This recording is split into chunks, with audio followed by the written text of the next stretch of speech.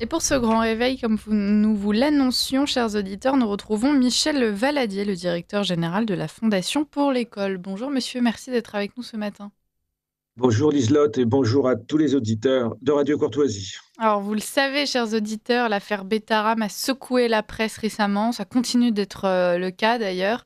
Et il n'en fallait pas plus pour pouvoir à nouveau susciter la colère de nos dirigeants vis-à-vis des écoles, alors non seulement hors contrat, mais en l'occurrence même privées. Désormais, ce ne sont plus seulement les écoles libres qui sont visées, les écoles privées aussi sont dans le viseur. Elisabeth Borne prévoit de nouvelles mesures pour accentuer le contrôle sur ces écoles. On dénonce justement un manque de contrôle. Alors qu'en est-il? Michel Valadier va nous l'expliquer et puis on en profitera pour faire le point quand même sur la situation de l'éducation dans notre pays. Vous verrez, beaucoup de fermetures d'écoles aussi ont lieu en ce moment, mais pas pour tous. Alors Michel Valadier, commençons par là, ce manque de contrôle qui a été dénoncé par beaucoup de politiciens, donc là en particulier Elisabeth Borne récemment.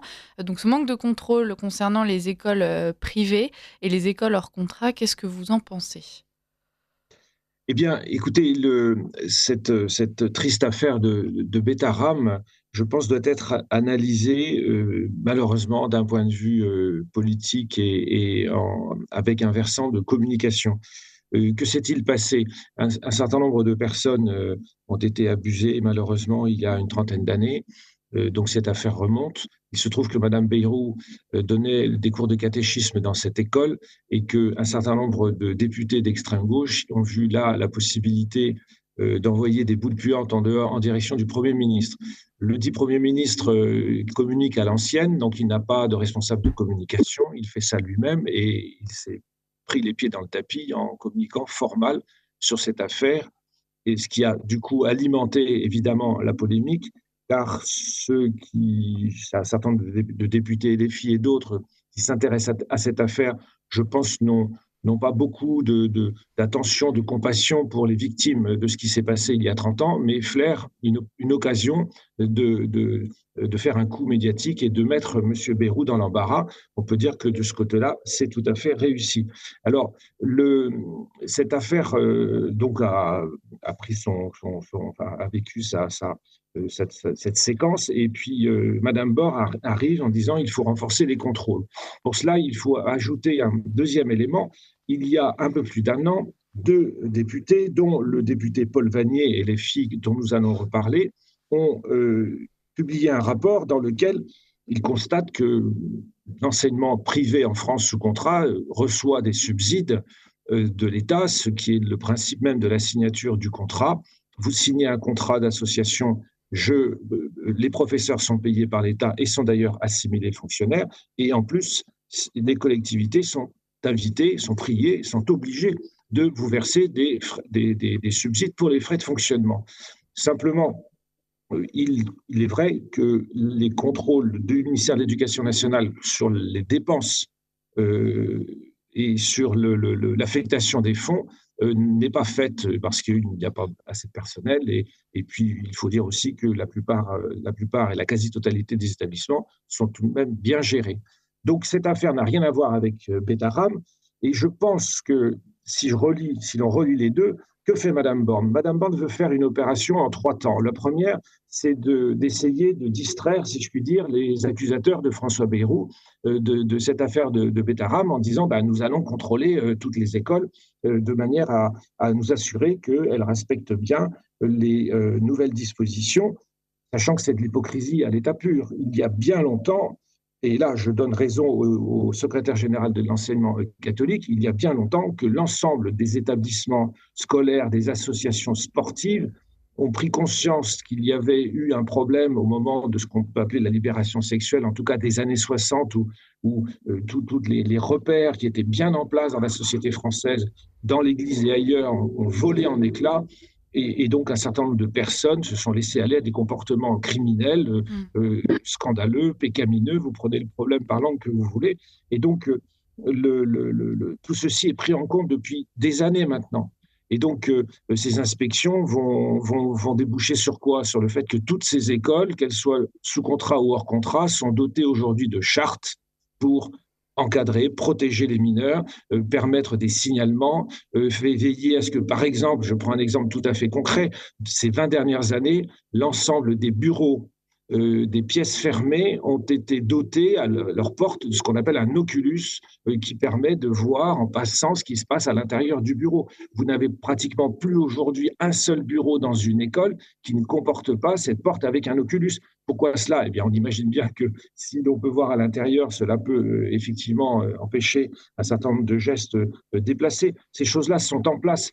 Et ce qui s'est passé à Bétarame et qui est d'autant plus gênant, évidemment, pour des catholiques que ce sont des personnes consacrées qui ont procédé qui se sont comportées de façon tout à fait scandaleuse. Mais ce type d'attitude, dans les années 70, malheureusement, se retrouvait dans des proportions beaucoup plus importantes dans ce qu'on appelle la société civile, les associations sportives, etc., etc.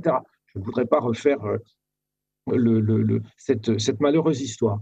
Et donc, Non, mais c'est vrai qu'il faut le rappeler aussi, c'est quelque chose. Il y a énormément de scandales durant cette période du même type que vous l'avez dit dans les associations sportives, même dans d'autres écoles. Enfin, c'est quelque chose. Même, on a certains journaux, fut un temps, on peut les reciter, mais Libération qui partageait des pétitions pour faire la promotion, en tout cas valider la pédophilie. Et aujourd'hui, en fait, ce que vous nous expliquez, Michel Valadier, c'est qu'on est en train de vouloir mettre en place des mesures pour pouvoir serrer la vis des écoles privées, des écoles hors contrat, comme si l'affaire de Bétarame, en fait, datait d'il y a 2 semaines, alors que les mesures qui devaient être mises en place pour éviter ce genre de drame, en tout cas dans la mesure du possible, parce qu'il reste toujours une marge d'erreur, mais voilà, on a déjà fait tout ce qu'il fallait pour limiter ce genre de risque, et ça va jusqu'à, vous l'avez dit, les oculus sur les portes des bureaux. voilà, exactement. Et donc je pense que cette affaire, effectivement, ne va probablement pas relancer la guerre scolaire, en tout cas sous ce gouvernement, parce que François Bayrou est tout de même attaché à l'école, à l'école libre, à l'école privée, et simplement j'y vois une première explication. Donc ce que je vous disais tout à l'heure, c'est une façon pour un membre du gouvernement d'agiter la main gauche pendant que tout le monde regarde la main droite, de manière à dire, voilà, le gouvernement, un, agit, deux, nous ne laissons pas faire cette affaire et nous allons diligenter des inspections. Là où c'est gênant pour les écoles privées sous contrat, c'est qu'elles ne sont pas habituées à ces inspections. Il y en a eu, il y a eu 2 ou 3 événements médiatiques d'écoles, une école à Pau, une école à Paris l'année dernière, qui ont fait l'objet d'inspections, mais ces inspections sont rares. Là où c'est un petit peu ennuyeux, c'est qu'effectivement, il existe un courant politique fort, et notamment LFI, qui est assez puissant à l'Assemblée nationale, qui réclame des inspections beaucoup plus fortes, mais pas tellement sur la protection des mineurs, mais sur les dépenses. À quoi sert l'argent qui est dépensé, qui est donné aux écoles. Et là, nous nous heurtons à un problème philosophique. C'est que ces gens-là, la gauche, l'extrême gauche, considèrent que l'argent public doit servir à l'école publique et que l'école privée doit se financer avec des fonds privés. Ce qui est une hypocrisie, bien évidemment, puisque d'où vient cet argent public? Elle vient de la poche des personnes privées. Et donc, le scandale de l'école au moment de la loi Debré et le scandale de l'école aujourd'hui pour les écoles qui sont dites hors contrat, c'est que la plupart des parents qui sont imposables payent des impôts pour financer l'école publique, entre autres, qui est quand même le premier poste de l'État, pas bientôt le second, puisque malheureusement le premier poste sera le remboursement de la dette, mais les parents payent avec leurs impôts l'école publique et payent à nouveau les scolarités de leurs enfants dans l'école qu'ils mettent dans l'école de leur choix. Et donc, là, de fait, quand des inspecteurs déboulent à 10, 15, 20 dans une école, eh bien, ils vont chercher quoi? Ils vont chercher de quoi critiquer, de quoi remettre en cause le bon fonctionnement de cette école, voire peut-être chercher des occasions de fermer cette école. Oui, il y a Alors, un grâce à acharnement de l'État contre l'école. Alors, je vous coupe juste 10 secondes, Michel Valadier. J'annonce la suite du programme pour les auditeurs qui nous rejoignent. Tout à l'heure, on va parler de Turquie avec Philippe Calfayan. Et puis ensuite, on aura notre partenaire du jour, Myriad Ekrafré, qui reviendra sur la situation, ces traités de paix qui sont en train d'être négociés. Et puis pour l'addition, tout à l'heure, c'est Radu Portocala, écrivain et journaliste roumain, qui sera avec nous. Voilà, donc restez bien avec nous, chers auditeurs. Et Michel Valadier, on continue avec vous. cet acharnement de l'État sur les écoles qui sortent de son contrôle total, est-ce que c'est pas aussi parce que justement l'État aujourd'hui est en train de faillir au niveau de l'éducation? On peut parler donc de ces fermetures de classes, là où au Oui, contraire les écoles, notamment hors contrat, se développent plus que jamais. exactement. Et je pense que c'est la deuxième raison pour laquelle Madame Borne sort cette carte de son chapeau, de son sac. La première était de créer de distraire un peu et les attaques contre le Premier ministre. Et la seconde, je pense, c'est de donner une sorte de coup de pouce à l'école publique. Car effectivement, nous sommes entrés dans un hiver démographique, les auditeurs de Radio Courtoisie le savent bien. À la rentrée prochaine du mois de septembre, il manquera 93 000 élèves, 93 000 élèves dans la cour, en rang. Ils ne seront pas 93 000 élèves de moins, ce qui évidemment se traduit par des fermetures de classes. Alors ça, c'est la baisse de la démographie en France qui a évidemment touche théoriquement toutes les écoles, qui touche théoriquement pratiquement tous les milieux. Eh bien, il se trouve que nous annonçons, le ministère et les remontées qui viennent des rectorats annoncent 5 000 fermetures de classes. Et là où il y a un problème, c'est que ces fermetures de classes sont essentiellement des fermetures de classes dans le public. Pourquoi? Parce que les écoles privées sous contrat et les écoles privées, les écoles libres, donc hors contrat, ne connaissent pas cette crise et absorbent en partie le choc de la baisse de la démographie par ce que l'on appelle l'évitement. Un certain nombre de familles ne supportent plus de voir le niveau s'effondrer, ne supportent plus un certain nombre d'autres inconvénients qu'ils constatent dans l'école publique et donc mettent leurs enfants dans les écoles privées. Pour vous donner un exemple, l'année dernière à Paris, prenons la ville de Paris. À Paris, l'année dernière, l'école publique a fermé 100 classes. L'école sous contrat catholique a fermé 6 classes. Selon les accords prévus en 1993 par M. Lang et M. Cloupet, ils auraient dû rendre 20 postes, c'est-à-dire en fait 20% des postes. Et ça n'a pas été le cas parce qu'il n'y avait pas de besoin. Il y avait des élèves et donc les classes devaient rester ouvertes. Cette année, le rectorat à Paris annonce la fermeture de 200 classes. Rien qu'à Paris. Rien qu'à Paris. Donc 5 000 en France, rien que 200 à Paris, c'est la ville évidemment, une des villes une des premières villes de France en termes d'habitants. Mais par contre, c'est une ville qui est beaucoup plus touchée que d'autres comme Lyon ou Marseille. Eh bien, le rectorat fait pression sur l'enseignement catholique pour dire il faut que vous rendiez 40 classes. Il faut que vous rendiez 40 classes. Et là où les directeurs d'école sont embêtés dans les écoles sous contrat à Paris, c'est que la direction diocésaine fait pression pour leur dire essayez de trouver des classes à fermer. Et les chefs d'établissement répondent dans beaucoup d'endroits nous n'allons pas fermer des classes, elles sont pleines. Nous avons des élèves, donc que faisons-nous? Eh bien, il va y avoir une nouvelle catégorie de classes à la rentrée dans ces écoles. Un certain nombre d'établissements scolaires vont ouvrir des classes hors contrat à l'intérieur d'établissements sous contrat. Pourquoi? Parce qu'ils ne veulent pas renvoyer les élèves. Ils ont des élèves.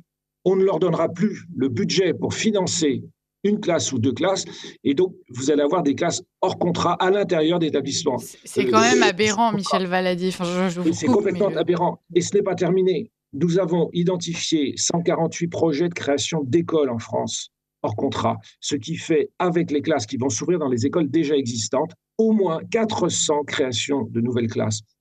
Donc d'un côté, vous avez 5 000 fermetures de classes, essentiellement dans l'enseignement public. Et de l'autre, vous allez avoir une centaine, nous estimons à une centaine de classes, ces fameuses classes hors contrat, à l'intérieur des établissements sous contrat. Je suis désolé pour les auditeurs qui se réveillent, c'est peut-être un peu trop technique, et à côté, dans les écoles libres hors contrat, nous estimons à 400 le nombre de classes qui vont ouvrir. Donc d'un côté, vous avez 5 000 fermetures et de l'autre, vous allez avoir 500 ouvertures. Et ça dit quelque chose. Parce que la démographie, encore une fois, touche tous les milieux. La baisse de la démographie touche tous les milieux. Ça dit quelque chose. Et donc, je pense que Mme Borne veut donner à travers cette annonce des inspections un petit coup de pouce à l'école publique en montrant peut-être du doigt les écoles privées. Pour une fois, ce ne sont pas les écoles hors contrat qui sont visées par les inspections. Alors, rassurez-vous, il y a des inspections encore aujourd'hui. mais sur les écoles sous contrat, en disant, bah, vous voyez, ces écoles, en fait, on ne sait pas trop, on va les inspecter. Peut-être que cela va freiner certaines familles dans leur choix, dans leur volonté de quitter les écoles publiques pour aller vers l'école privée. Je ne le crois pas, Ouais, mais incontestablement, on ne peut pas ne pas penser à une espèce de réaction qui ne répond pas au fond du problème. On ne se pose pas la question, comme vous le disiez, pourquoi ces familles quittent? Pourquoi les gens fuient l'école publique dans de telles proportions? Pourquoi des familles, des personnes, des entrepreneurs se mettent à créer des écoles un peu partout en France et ça continue et ça ne désemplit pas. Le phénomène se développe d'année en année. On ne se pose pas la question du pourquoi. On cherche à empêcher ces écoles de vivre normalement. Bon, a priori, effectivement, Michel Valadier, ça semble assez peu efficace présenté comme ça. On sait que les familles qui font le choix des écoles privées ou des écoles hors contrat, c'est aussi des familles généralement qui ont déjà une démarche qui symbolise un sacrifice financier. Je pense que s'ils sont déjà prêts à ce genre de sacrifice, c'est pas une inspection d'Elisabeth Borne qui va refroidir les esprits. Oui, L'entretien touche à sa fin. Michel Valadier, on aura encore beaucoup à dire, donc on vous réinvitera prochainement sur un long créneau pour pouvoir continuer cette c'est gentil discussion. à vous. Merci beaucoup d'avoir été avec nous Non, ce merci, matin. merci Liselott de m'avoir invité et je souhaite une bonne journée à toute l'équipe de Radio Courtoisie et aux auditeurs. Ben, Merci. à vous aussi et puis à tous les élèves de France. Merci.